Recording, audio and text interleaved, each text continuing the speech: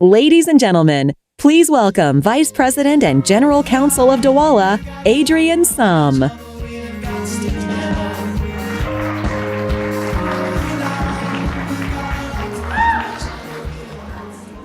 Thank you, and welcome back, everyone, to Monetery 2019. I hope you are all still a little bit dry. They say that, rain is lucky on your wedding day? Well, I say rain is lucky on your monetary day.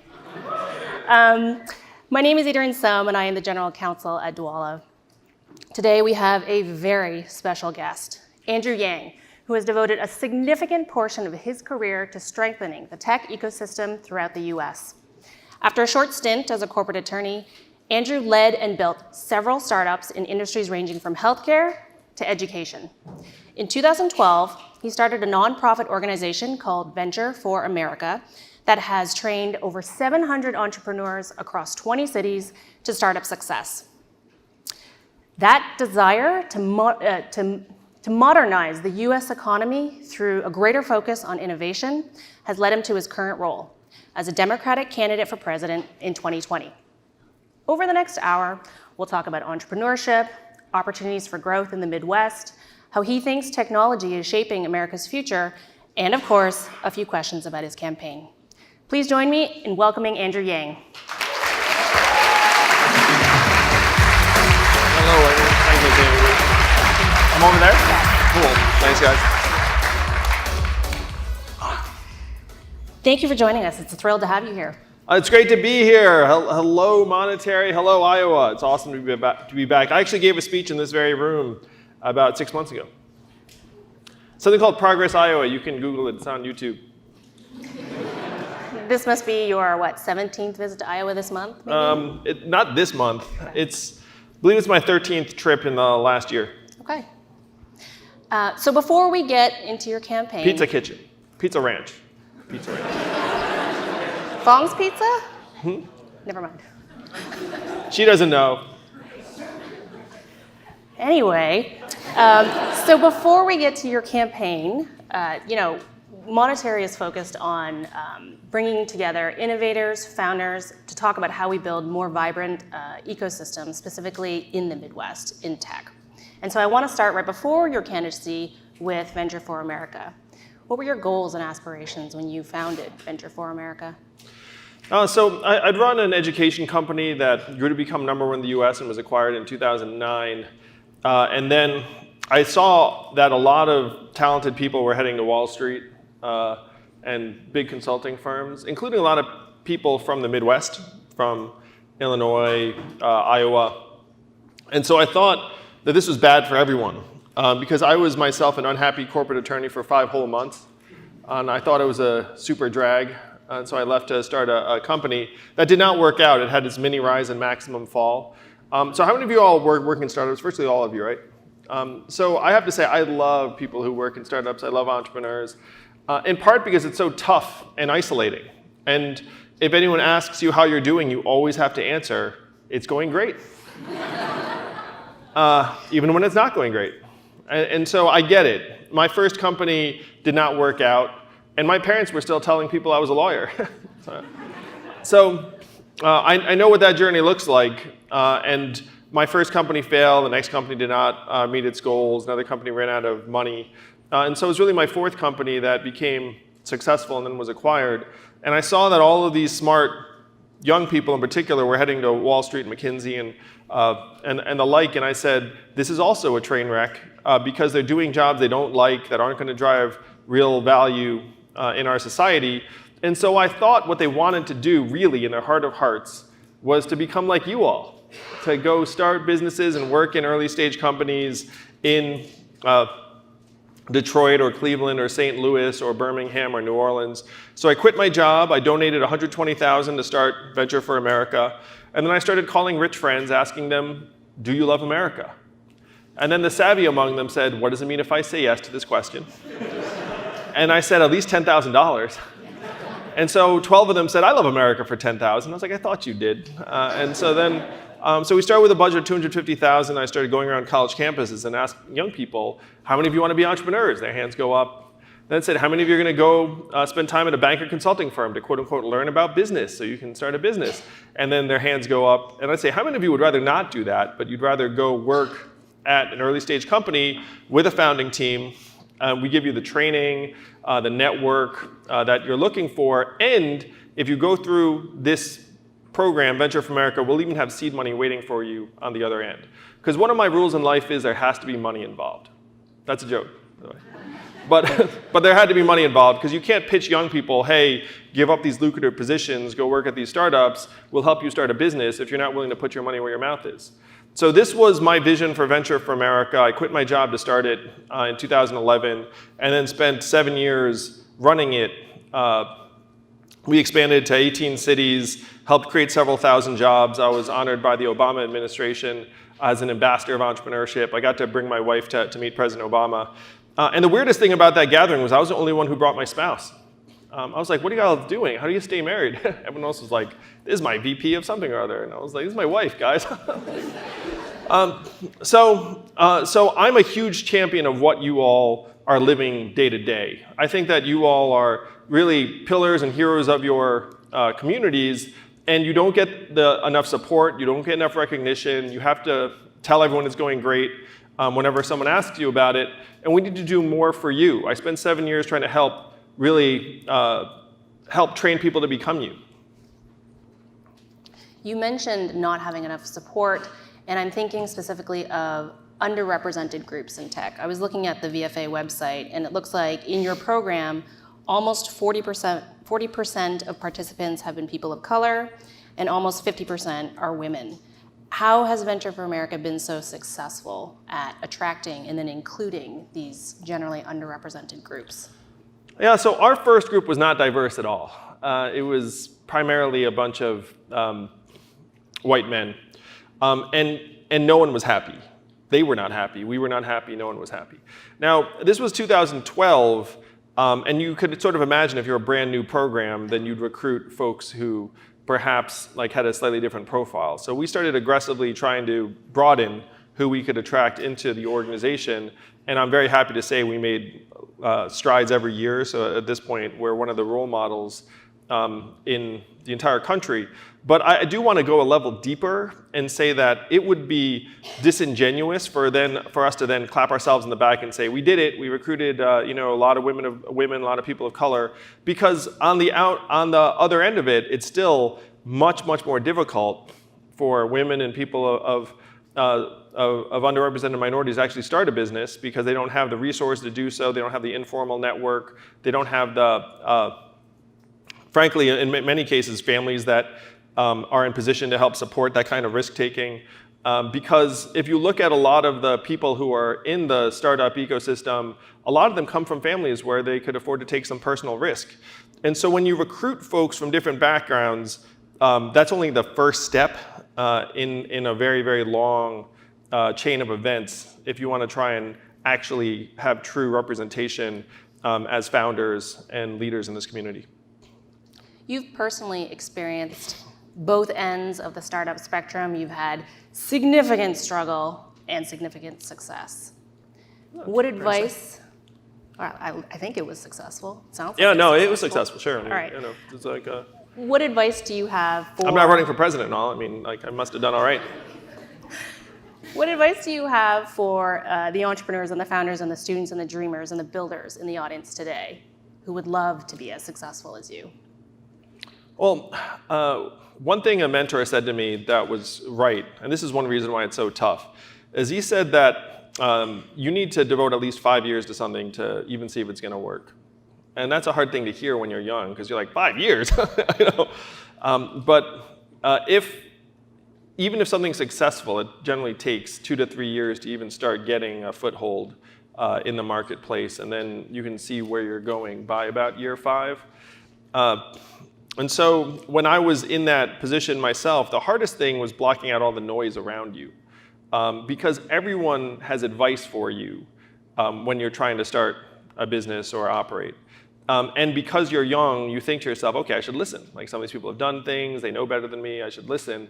But it can drive you crazy, and it can actually undermine your ability to find your own judgment and path and voice. So my advice to you is not to listen to all of the advice you get, because you can actually go down various, pretty much you name any business problem, I can probably find you authoritative people on both sides of that. You know what I mean? Like people who advise you on either direction. So number one is try and develop your own voice and judgment. And number two is have a set of people that you can be honest with no matter what. People that will stand by you through thick and thin, where you can actually vent to them. You can talk about the struggles, talk about the issues. Because I had a few of those people, and they were worth their weight in gold. And when my first company failed, when I was 26, it felt like the end of the world, but you see who your friends are. And the people that were my friends then are still my friends now. That's great advice. We actually had a panel earlier this morning, and some of the same themes came out, which is essentially the advice can go in any single direction, and sometimes it conflicts. So there you have it. Okay, so turning now to the fact that you are here in the Midwest, in Iowa. I also noticed something else on the Venture for America website. There are no cities in Iowa represented in Venture for America. Why is that? So you know I did not intend to run for president at that time. Okay. But you do have or Venture for America does have other startups running in Midwestern cities. Are there any particular successes that you'd like to share with the group today? So there's one company that was founded by a fellow out of Detroit called Leagueside that now pairs major corporate sponsors with local little leagues around the country. They noticed that little leagues had local sponsors often on their jerseys and said, wouldn't a big company love to have that opportunity? And so that struck me as this incredible win-win-win, where they're booking millions of dollars in sponsorship revenue for little leagues that helps youth sports, it helps the company, it helps the parents, it helps the community. So that was an inefficiency they saw that if you address it, you can actually help everybody. So that's a company, Leagueside, I was very proud of. There's a company that was also started out of Detroit called Bonza, which is this chickpea pasta that you might have seen in your specialty grocery stores. It's guilt-free pasta, it's high protein, gluten-free, it's tasty. If you're a parent like I am, you can actually give your kids mac and cheese and not feel like a bad parent. No parents here? You guys too busy. You guys like, I'm too busy making it happen. Procreation. Psh. Yeah. There you go. Don't worry, I feed my kids regular mac and cheese and I feel fine about it. That's true. Okay, well, we've got basically all the pillars of a high-functioning tech ecosystem represented in the room today. We've got the students, we've got the founders, we've got the builders, we've got investors, we've got government, we've got schools. I'd like to understand from what your perspective is on what schools can do specifically to encourage students to pursue a career path in entrepreneurship. So this is rough because if you look at the number of entrepreneurship programs at schools has more than doubled over the last 20 years. And during that time period, the rate of business formation among young people has gone down by 50%. So schools teaching entrepreneurship is not actually causing people to run out there and start businesses. I mean, you just have to own those two numbers.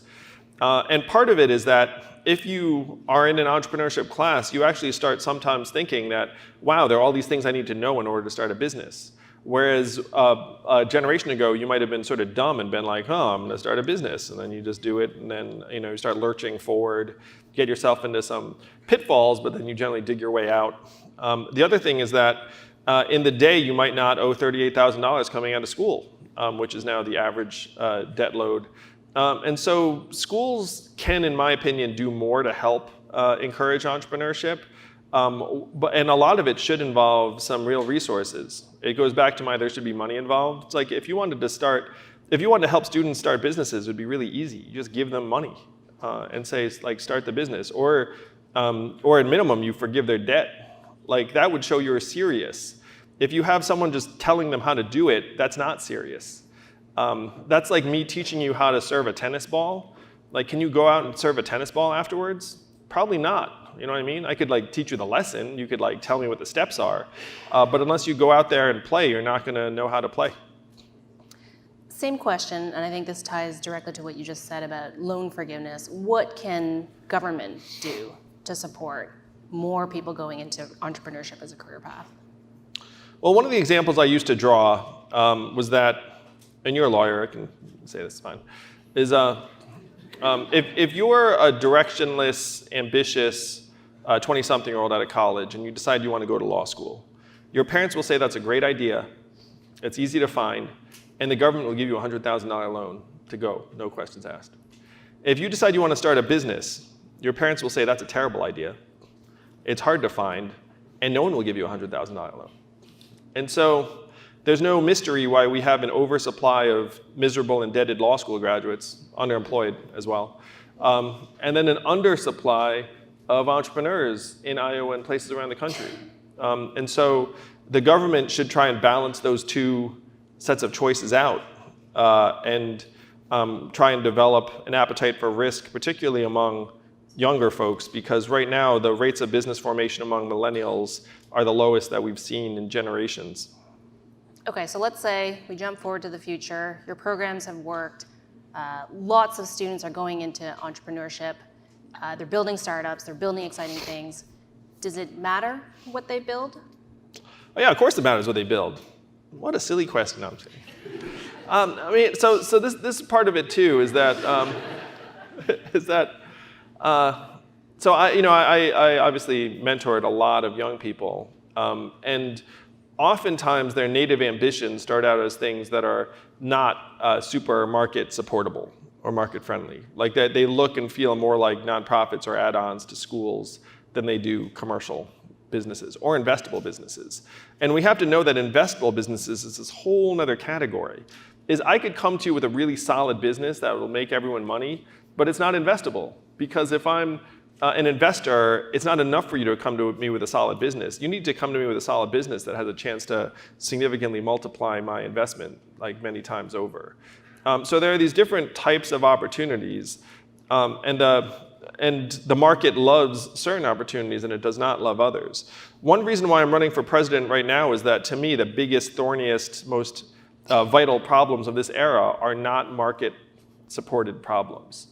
If anything, actually, the market is going to start turning on more and more people in a way that's increasingly punitive.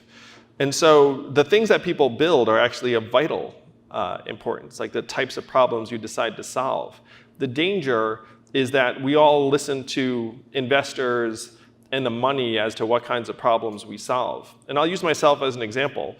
There was a problem I was solving for 6 years, which was how to help people get better at standardized tests so they could get into fancy schools.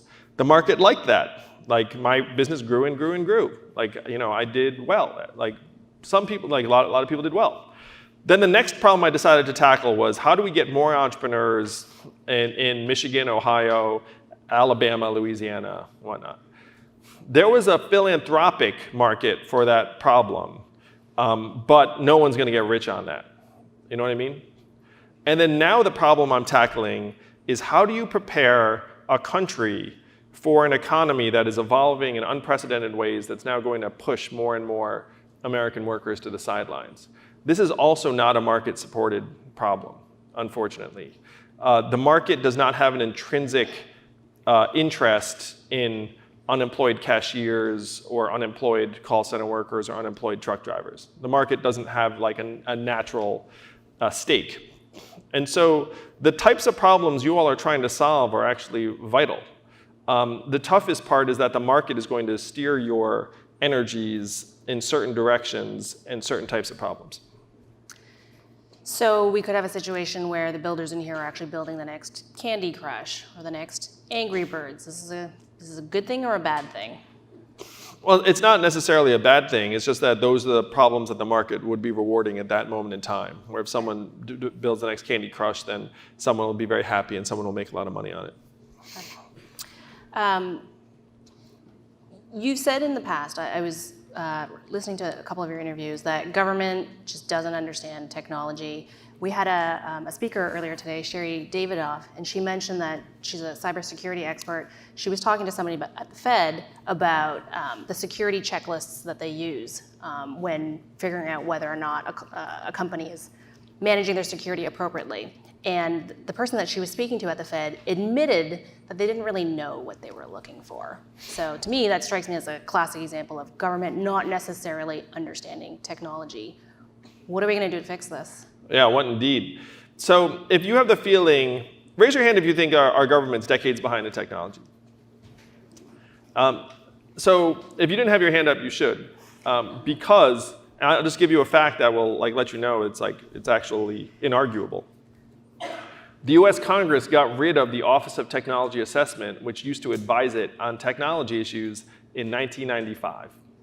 So we are exactly 24 years behind in technology because Congress has not actually had any technical advice or expertise. Why did they get rid of the OTA? To save money. Think about that for a second. How much did that cost us as a society? Talk about shooting yourself in the foot. Talk about terrible timing. So our government is now way, way, way behind the curve on technology. Even the recent AI initiative that they announced, there were $0 behind it, and most of it amounted to simply telling agencies, hey, assign someone to AI. And so you know what those agencies did? They looked around and said, who can we assign to AI? They found someone and said, you're now our AI person. And then that person now is trying to bone up on it. And that's what passes for our AI policy right now in 2019. So this is just the rough truth of what our government is right now. It's one reason I'm running for president is that I was exposed to it. I was an honorary ambassador, and then I was an appointee in the Commerce Department and some other things. And being in those rooms was shocking. For you all, watching Congress's bringing in the questioning of Mark Zuckerberg and other leaders was probably shocking, right? Where you saw that and you were like, wow, these people have no idea what the heck is going on. And that was after days of preparation and their professional staff giving them the best questions they could come up with. That was not spontaneous. That wasn't a congressperson just rolling in and being like, oh, let's see what question I have. No, that was their best work product in action. So think about what that means. When you go to DC, you go to Capitol Hill, it is a whole different world. One of the reasons, again, I'm doing what I'm doing now is that you see how insular every universe is. Tech is insular in its own way. Midwestern tech, not so much, because you all are much more normal than the techies in other places. They're downright weird in some of the other places. If you're in from SF, you're like, yeah, that's right.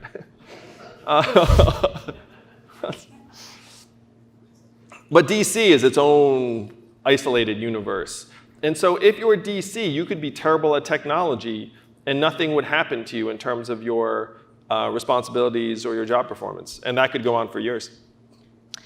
You know who suffers for it? We suffer and our kids suffer. Okay, so you want to push more bright minds into technology, innovation, not necessarily building Candy Crush, interesting new technologies, but we can't understand what technology does, and our government certainly can't fast enough so that we can use these technologies responsibly. Do you really want our rate of innovation to increase if we can't handle it? Well, so one of the beautiful things about entrepreneurship, one of my favorite things about it, and it's reflected here in this room, is that there are many people who want to work on different types of problems that would not necessarily be like AI or high tech or machine learning or the rest of it. So one of the examples I use is that my wife is at home with our 2 boys, one of whom is autistic, and there are many, many problems that arise with raising an autistic child. That some of it you could address with technology, but most of it is human. And so my wife looks up and says, what are the problems she faces? Are there other parents that solve those problems? Entrepreneurship does not necessarily need to mean high tech. And there are so many needs in our communities that if we had more people engaged in entrepreneurship and problem solving, broadly defined, that is what I'm championing. I would also champion a more intelligent national approach to innovation and technology. I was just with the folks at OpenAI in Silicon Valley, and I talked to them about their competitive landscape and what they're working on. And they are very concerned that China is going to leapfrog the US because China has more access to more data, which is food for the algorithms. And that at this point, you don't need breakthrough algorithms, you just need more and better data. And so the folks in Silicon Valley said to me, it's look, we're spending $3, $4, $5 billion on computing infrastructure. The Chinese government essentially has a blank check. and then they're making those computing resources available to Chinese companies. And so they asked me as president to whether I would try and help America stay competitive, and I believe that's something that would be international well-being. So I'd love to help those companies stay on the cutting edge. Speaking of cutting edge, you have, I think, beautifully threaded the needle between being perceived as a futurist, as being tech savvy, as somebody who actually gets technology, but also having a few positions that aren't necessarily friendly to the tech industry. For example, I think everybody on the Democratic candidate list is behind the idea of breaking up big tech, Facebook, Google, Amazon. Should the tech industry actually be nervous about your positions? Well, one of the things I've said is like, look, we can't have 20th century solutions to 21st century problems. So if you're just going into technology saying break them up, that'll fix the problems, like it won't. It's a very anachronistic way to look at the problems. And tech is different. One of the examples I use is that none of us has any interest in using the 4th best navigation app. You know what I mean? Like a lot of politicians are talking about, you know what's going to fix it? Competition. And it's like, well, in some cases, I just want one thing that works. And that one thing that works might just get more data than the rest of it, and then we all use it. And that's actually the best way for that product to become the best. That's why we're all Googling things and not Binging things, you know? And so they're you know? So if the government's like, ooh, you know what we need? We need to like Bing this thing. It's like, no, we don't. No. So you have to figure out what problems you're trying to solve for, and in some instances, it would be appropriate to have some of the companies divest certain parts of themselves. Like for Amazon to have its platform and then promote its own house brands over other companies, like, yeah, that's messed up. That's anti-competitive. Like, you should probably do something about that. But if you look at the actual problems we should be struggling with, so one problem I'm passionate about, there's pretty clear and compelling data that we're seeing unprecedented levels of anxiety, depression, and mental illness among teenage girls in particular. And it's coincident with smartphone use and social media app use, like in that population. Does breaking up the ownership of Facebook, Instagram, and WhatsApp make our kids less troubled and healthier? It probably has nothing to do with it. So like breaking them up like is not the problem. In that instance, the problem is, like as my friend Tristan Harris says, we have the smartest engineers in the country turning supercomputers into slot machines and dopamine delivery devices for teenage girls. That is the problem. So it's not like an ownership structure solves it. What solves it is getting into the guts of the app and saying, okay, your financial incentives cut this way, like our human incentives cut this other way. Like, we need to have some kind of countermeasure. And some of the techies, I'm happy to say, you want to know what communities use tech less than anyone else is the kids of Silicon Valley. Because all of the people in Silicon Valley don't let their kids use it. You think about what that says. And a lot of the techies in Silicon Valley are coming clean and saying, look, it should not be my job to figure out like where to draw the line. Like, I actually need government's help with this. So techies are in some ways being very honest. And I think most people sense that I'm very pro-progress and pro-innovation. But at this point, like even the techies who are moral are asking for some level of cooperation and collaboration. Okay. Let's switch it up and talk about something a little lighter, like healthcare. I was talking to Mike Coswell of the Technology Association of Iowa last night, and I asked him, what is the biggest hurdle that startups in Iowa face right now? And he said it's healthcare. It's just too expensive for startups to provide healthcare to employees. Oh man, I've been there. It's the worst. And it limits growth. Yep. You lose talent. What would you say to Mike and the rest of the audience about your plan for healthcare? So this is a problem I've lived on multiple fronts, where if you decide to start a business, the first thing you worry about, is your healthcare, particularly if you're married and have a family. And so right now, our healthcare system is this giant impediment to our dynamism and growth. It makes it harder to hire people. It makes it harder to treat them like full-time employees if you do hire them. It makes it harder to start a company. It makes it harder to switch jobs. It's like this source of friction. It's locking us in place. So the best way to remedy that is to get healthcare that's accessible, that people don't have to worry about, that's portable, doesn't rely upon your job. And the easiest way to get there is to adopt some sort of Medicare for all where you just have healthcare as a right of citizenship in this country as it is, I think, in your native Canada. I think. You weren't supposed to tell them. Yes. I'm Canadian. We like proud Canadians. Of it. It's cool. I'm proud of it. Yeah, you should be proud. I am. Okay. Just like I'm a proud American, USA. Okay. You were extraordinarily successful as an entrepreneur. Why on earth would you run for president and make life so much harder for yourself? Yeah, my wife asks me that every morning. No, she's on board. She's cool with it. At this point, she's like, it's only worth it if you win. No. I'm very much an accidental politician. I never intended to run for president, though I'm doing very well. According to the internet, I'm the 7th most likely to win. I'm at about 7%. It's a steal. At that money, it's a steal. If you bet, I'll make you some money. So I was an entrepreneur, sold a company, and then said, the problem is that we have all of our talent, not all of it, but a lot of it, getting sucked up into certain places and certain industries, and it's bad for the majority of our society and our economy. So I said, okay, I'll spend 5-6 years trying to fix that. So then you start an organization, Venture for America, very proud of it, but then you realize that you're pouring water into a giant hole, like a bathtub that has a giant hole ripped in the bottom. That the problems you're addressing are actually much bigger, and they're actually growing all the time. Where 30% of, how many of you notice stores closing around where you live? 30% of Main Street stores and malls are going to close in the next 4 years because Amazon's sucking up $20 billion in commerce. And Amazon's going to pay 0 in federal taxes in terms of value coming back to communities. So here I am helping create hundreds, thousands of jobs, and then you see that tens of thousands of jobs are going to get lost in the other direction. 2.5 million call center workers in the US making $14 an hour. How long before AI can do that job? 3.5 million truck drivers in this country, 94% men, and 7 million work at truck stops, motels, and diners that rely on the trucks actually stopping and having the driver get out and have a meal. So what happens when my friends in Silicon Valley successfully develop autonomous vehicles? I realized that there's this tidal wave coming the other direction and that no one was doing anything about it. That our country was actually scapegoating immigrants for problems immigrants have virtually nothing to do with.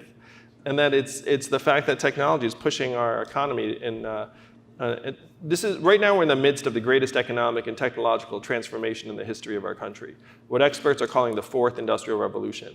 And our political figures are completely absent on this. When's the last time you've heard a politician say the words 4th industrial revolution? Never. This is the first time. And I'm barely a politician. So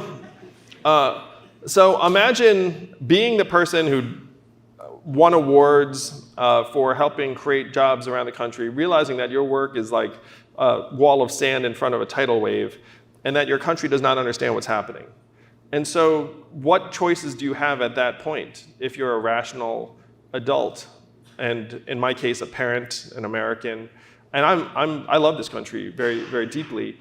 And so then your list of options, if you want to do something about it, becomes very, very limited very quickly. And so I drew up, what could I do that would actually move the needle and help us manage this historic transition? And running for president and winning was the only thing that had any chance of success. Okay, so tell us about the Freedom Dividend, which is a central part of your platform. Yeah, so if you've heard anything about me, you know that there's an Asian guy running for president who wants to give everyone $1,000 a month. Am I right? So this is the Freedom Dividend, my rebranding of universal basic income because it tests much better with the word freedom. So if you look at our country's history, Thomas Paine was for it at the founding of the country, called it the Citizens Dividend. Martin Luther King championed it in 1967 and was fighting for it until the day he was assassinated in 1968, called it the Guaranteed Minimum Income. Milton Friedman and 1,000 economists signed a study saying this would be tremendous for America. It even passed the US House of Representatives twice in 1971 under Nixon. And 11 years later, one state passed a dividend where now everyone in that state gets between $1,000 and $2,000 a year, no questions asked. And what state is that? Alaska. And how do they fund it? Oil. And what is the oil of the 21st century? Data, technology, AI, software, autonomous vehicles. What they're doing with oil money in Alaska, we can do for the entire country with technology money. And it's not just me. Elon Musk, Mark Zuckerberg, Barack Obama, Jamie Dimon, the CEO of JP Morgan Chase, just recently came out for a negative income tax, which is essentially what I'm proposing. So it starts as something that's far out, but it actually becomes vital the more you reflect on it. Because Donald Trump is our president because we'd automated away 4 million manufacturing jobs in Ohio, Michigan, Pennsylvania, Wisconsin, and 40,000 right here in Iowa. And what we did to the manufacturing jobs, we will now do to the retail jobs, the call center jobs, the fast food jobs, the truck driving jobs, and the bookkeeping jobs, the accounting jobs, a lot of the legal jobs. I know. And so what starts as something that seems dramatic actually becomes vital very, very quickly. And then you start to realize, wait, if we got $1,000 a month, we would spend it in our communities, it would grow our Main Street businesses, and it would create tens, hundreds of thousands of new entrepreneurs around the country.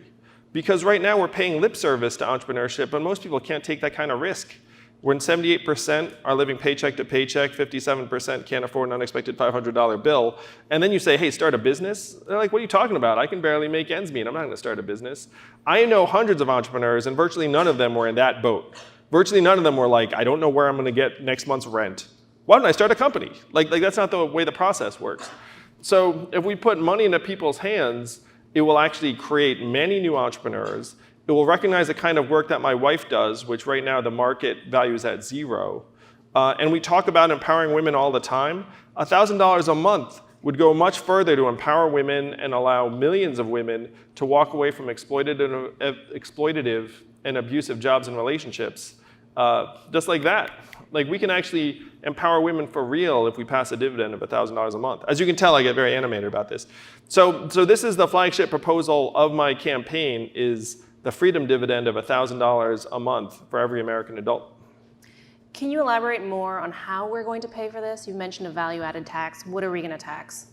Yeah, so the toughest part about taxing automation is that it's unclear what automation looks like in real life a lot of the time. Like if you walk into a CVS and there's an iPad where there used to be a cashier, is that automation? You could argue yes. You could argue maybe they needed to do it.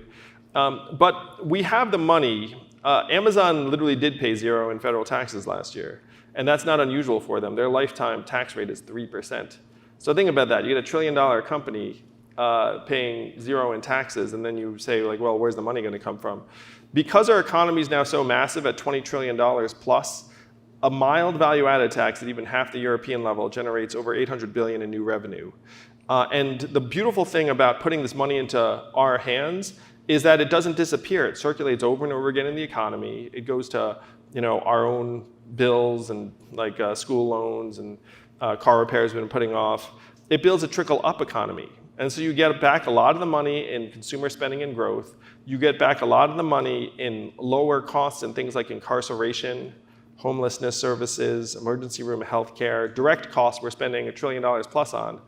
And this is the thing that is apparent, is most exciting. You increase GDP by $700 billion just by having better health and education outcomes for your people. How many of you all work at Dwolla? So if you work at Dwolla, you work for a really good company led by genuine leaders who care about you. And so what they talk about all the time is like, invest in our people. Invest in our people, then our company will do better. In the public space, we have the opposite approach. It's like, do not invest in anyone. And then we end up paying for it anyway on the back end when they wind up in our jails or emergency rooms or shelters. This is very politician-y, but I'm in Iowa, so I guess it's okay. I was with a prison guard in New Hampshire, and he said we should pay people to stay out of jail because we pay so much when they're in jail. And so this is the new way to invest in our people, but we have to take it beyond the companies like Dwolla and the tech universe. We have to take it to our entire citizenry. What would you do with your $12,000? At this point, well, after I'm president and then I serve for 8 years, that will be a great 8 years. Then I would have that dividend. I would take my wife on a nice vacation because she deserves it. Okay, we are coming down to our last 10 minutes, and after that, we're going to switch to audience questions. What do you want to make sure that the audience here in Iowa know about you before they go home tonight so that they will actually go home and Google you? All right, so some of you heard very little about me and my candidacy. What I want you to know is that I can 100% win this whole thing. I'm polling at 3% nationwide. I've raised over $3 million in increments of only $19 each. So my fans are cheaper than Bernie's. And my name recognition is lower than anyone else's in the field.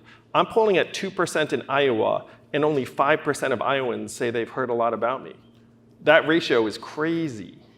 Like, think about that. I'm 8th in your state, and only 5% of you have even heard about me. So what Nate Silver said was, like, based upon these numbers do not match up. That Andrew Yang should not be polling this well, raising this much money if his name recognition is this low. And so what Nate Silver, who's hyper analytical, said is that these numbers suggest that Andrew Yang's campaign has the potential to grow and grow and grow, and he can win the whole thing. This is not an issues campaign, this is a winning campaign. It's not left, it's not right, it's forward, and that's where we have to take the country in 2020.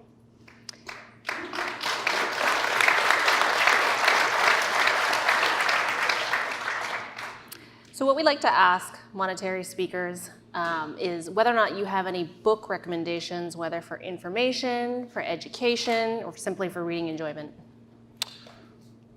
A book that really influenced me profoundly is sort of an oldie at this point. It's called Built to Last by Jim Collins and Jerry Porras. It's about building a quality organization. Ben, did you read this book? You probably just lived it, man. You're like, I don't need to read this book. I wrote the book. But that book actually helped me become an entrepreneur. It talked about how a high-quality organization is its own and most important invention. So that book influenced me a lot. I have to recommend my own book, which we've been giving copies out, called The War on Normal People. It's about the impact of technology on the workforce. And then if you're interested in AI, there's a book, AI Superpowers, that talks about some of the ideas I just expressed by a guy named Kai-Fu Lee, who's one of the AI pioneers. Okay, speaking of AI, one last question from me before we turn to the audience. And if you've got one, just stick your hand up. A mic runner will bring you a mic.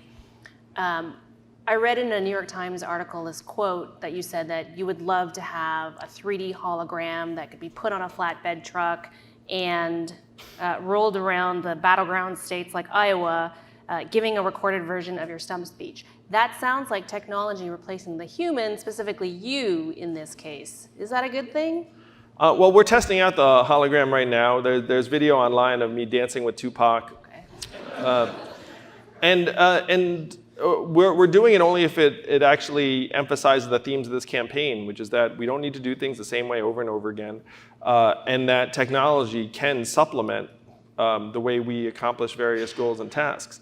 As you can tell, I have zero reluctance to hop on a plane and come to Iowa. But if there's another hologram me just marching around simultaneously, that could be really cool. And we would only do it if folks actually enjoyed it. If people were like, oh, some people would rather, raise your hand if you'd rather see a hologram me than the real me. See, that's what I'm talking about, some people. So we'd only do it if it was a genuine value add to the campaign and not like a gimmick. Okay. Questions from the audience?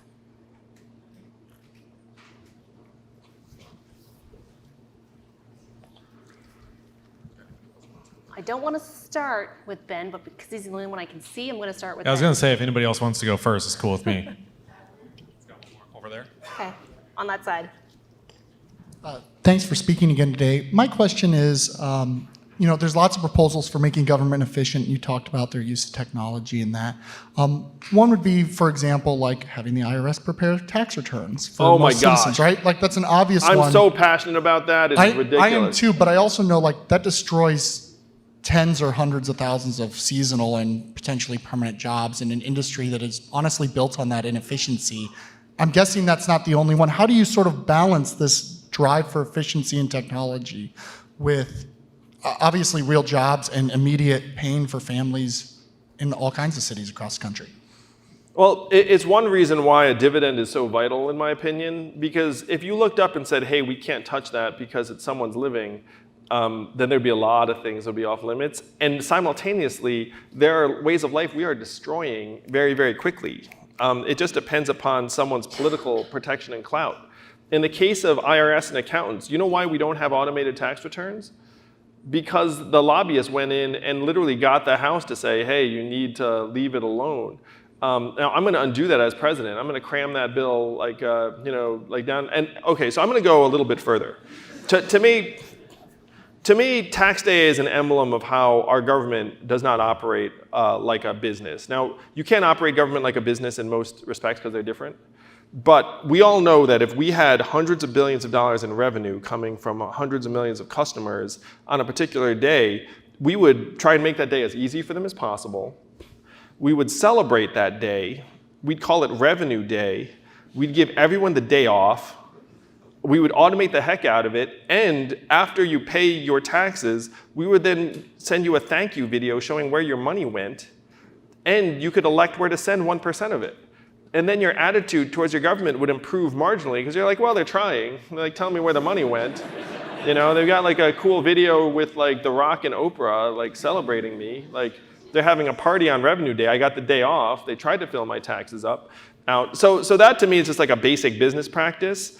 But you can't shy away from automating tax returns because it's going to get rid of some tax preparers' seasonal jobs. But it is one reason why the dividend is so important. Because it makes it easier to make these changes if people aren't relying upon a job for their very survival. Who's got the mic? In the past, when there's been new technologies that have been disruptive that have taken away jobs, of course, there's always people that hurts, but over time, that has allowed better jobs to come to place. I mean, we wouldn't want to do a lot of the jobs that were very commonplace 100 years ago. I'm just curious, do you think that the automation that's coming now is at a scale that makes this very different than disruption in the past? Are there similarities? Like, what? I think you understand. I do. So I studied economics in college. How many of you all studied economics? I'm sure some of you. So according to my economics textbook, if you were to get rid of 4 million manufacturing jobs, those workers would get retrained, reskilled, find new jobs, higher productivity roles, and all would be well. In real life, here in Iowa and around the country, half of those manufacturing workers left the workforce and never worked again. And of that group, about half filed for disability. And then you saw a surge in suicides and drug overdoses to a point where our life expectancy has declined for the last 3 years as a country because those two have overtaken vehicle deaths as causes of death. None of this was in my economics textbook. You just got to follow the facts and see where they lie.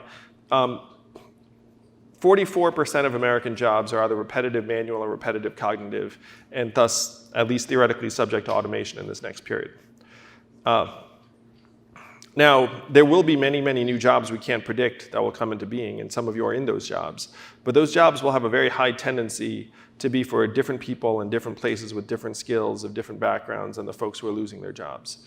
Only 33% of Americans have a college degree, 42% if you include associate's degrees. The vast majority of American workers are high school grads, and the most common jobs in the economy are administrative and clerical, retail and sales, food service and food prep, truck driving and transportation, and manufacturing.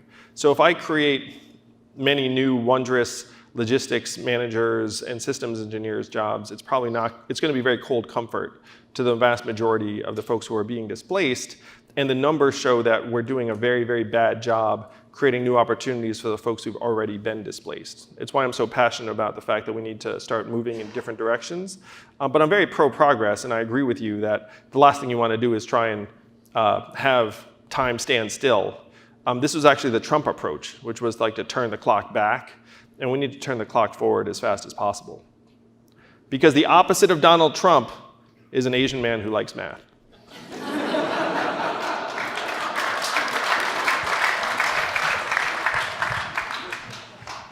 All right, I'm going to jump in. Is that okay? So one of the parallels you made is data as oil. And that's one of the things that long-term really honestly scares the shit out of me. Because if you think about what we do with oil, we bucket it, we price it, we fix the price, and then we kill each other over it. Yeah. And that's obviously a huge problem for humanity. And so as we were talking earlier in the day about data equality is something that's already falling apart on a global level. Walls are getting put up in other parts of the world. And so I'm curious, as you think about maintaining our AIs or our automation or our machines access to information, or the information might reside in another country, obviously data equality or data access becomes an important part of like future industry success. Yeah. And so how do you think about negotiating or coming to an agreement with the rest of the world about how to treat data? This is one of the biggest issues we have to get our arms around in the coming years, and we're just at the beginning of it, as most of us know. So our current approach towards data is this. It's a free-for-all. Companies get our data the way they get our data, and then they sell it and package it and repackage it and resell it. And we are sort of on the outside looking in. Like maybe we clicked a box at some point that we ignored. Otherwise, we're like, I just want to read your article, or I just want to see my friends, like click, click, click. And then our data is now getting spun out in various ways. It's still not as robust as the data in China because they have a more lax view about privacy, and the companies are much more aggressive, and the government is in on it. So you imagine that's like the data dials turned all the way up to 10 or 11. And for us, it's the companies just doing what they will with our data. Now, here's one of the saving graces, is that right now, some of our data is getting sold and resold. A lot of it is anonymous, and that data would actually become more valuable if it was individualized and personalized. Now, how the heck can you have that happen? The only way you have that happen is if the individual has actually an interest in sharing their data and agrees to do so, and is willing. Now, the only way they'll be willing to do so is if they're getting something in return. So that, to me, is the direction we have to go. I'm in the camp, just to speak for myself, like you can have my data if you make my life easier, as long as you don't like abuse it or do something, like I don't get spammed a lot or any of that stuff. And so we all have different data preferences. What we need to do is we need to have the data be ours and then be able to express that preference and hope that if you are even willing to individualize and personalize it, the value of that data actually shoots up and you can get a little bit in return. So this is, to me, the direction we have to start going. We have to start letting ourselves make decisions about this data. And it starts with acknowledging that the data is ours. Right now, that's not even clear. Right now, like, who owns my web surfing history? In theory, it might be me, it might be the browser, it might be the company that issued the cookies on my browser. And so as a country, we have to start saying first, who owns it? I would argue that we own it. And then if we own it, then how are other companies using it? How are companies benefiting from it? What might we get in return? Like, are we allowed to opt out? These are some of the most important considerations of our time. And to me, our country should be asking these questions and asking us, the American people, what our preferred approach is, as opposed to right now essentially having the default be we're bystanders, the companies are making the decisions for us. Got a question on that side. Hey, so you're at a tech conference talking to tech people that understand the nuances of choosing whether or not we have a data preference. How do you plan to address the chasm for all the people that you mentioned in terms of Congress, all these people that have no idea how this technology works, that are already 25, 30 years behind? You're talking to you're preaching to the choir right now. How do you address the individuals and how do you bring them on board with something they don't fundamentally understand, where you can't necessarily talk about the nuance? Well, the first thing I need to do is win, brother. I need to win. After I win, I'll be there with Congress. I'll say, hey, you guys aren't up to speed on these issues so much, but I think we should head in a particular direction. And then I believe I can build consensus around it pretty quickly. So for better or for worse, Congress at this point knows it's behind the curve, and they know they're playing catch up. So I believe the American people get excited about a particular course of action.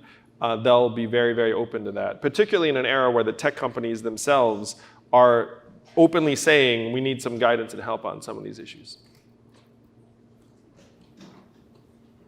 Got a question right here in the front. Yeah. I know you've talked a lot about your technology agenda sort of programs and stuff, and also like the Freedom Dividend or whatever you Freedom called Dividend, it. that's right. Yeah, okay. Catchy. Is there anything non-like economy or technology that sets you apart from other Democratic candidates that you want to share? Well, if you go to my website, yang2020.com, you'll see I have 105 different policy proposals, many of which are not tech or economy focused. Some of them have a tech angle or an economy angle, but many of them do not. Like, I think Puerto Rico should be a state if they want, like Puerto Rican self-determination, and get them out of that crazy debt load. Like, that isn't necessarily, I guess you could say that's like economically focused. Pay NCAA athletes, I guess that's economically focused. Not get into stupid wars, I suppose you could say that's economically focused. But if you go to my website, you'll see there are 105 policies, many of which do not talk about AI or technology at all. So you mentioned that the Freedom Dividend is the thing you're really known for. And it feels like, so it's something that I hadn't spent too much time thinking about, but you laid out a strong argument for it that makes sense. I'd just be curious on the other side, what are the sort of main cons of it, or what do people argue against it? And then how do you respond to those? So if we want to advocate on your behalf, or others do, they can respond to what, as you said, is a core issue. Well, thank you. You're already thinking about your conversations at the bar. That Andrew Yang, how am I going to win over people to the Yang Gang? So the three main objections that people have are cost, inflation, and human behavior. So one, can we afford it? Our economy is up to $20 trillion. We can, if we have any mechanism to harness the gains from new technologies and innovations. And we get most of the money back anyway. Inflation, so this gets a little technical, but most of our consumer goods have not been going up in price, even as we've increased the money supply a lot. The three causes of inflation have unfortunately been very near and dear to us: housing, education, and healthcare. And those three industries are actually not open markets where they're not performing. Certainly technology is not bringing down the cost. Like, college has gone up 2.5 times in price. Healthcare has this giant intermediary system. Housing, it's like local zoning regs. And then human behavior, people talk about how no one's going to work if they're getting this money, which people in this room know doesn't make any sense because we want to work anyway. And there are two populations that work less with some additional money coming in: new mothers who spend more time with their kids, and teenagers who spend more time in school and graduate at higher levels. Everyone else works the same. So some people might have a knee-jerk reaction saying it's socialism, which it is not. Just tell them it is capitalism, where income does not start at zero. And it's going to be good for markets, good for business, good for consumers, and people have money to spend. Look at this. I have forecast your conversation at the bar with your friends. It's going to be 80% in those lines. And with that, we are out of time. So thank you very much, Andrew, for joining us today. It's been Thank you, Monetery. Thank you, Iowa. Thank you, Douala. You're all the best. Thank you. Let's make history together. Thank you all. Thanks, Ben.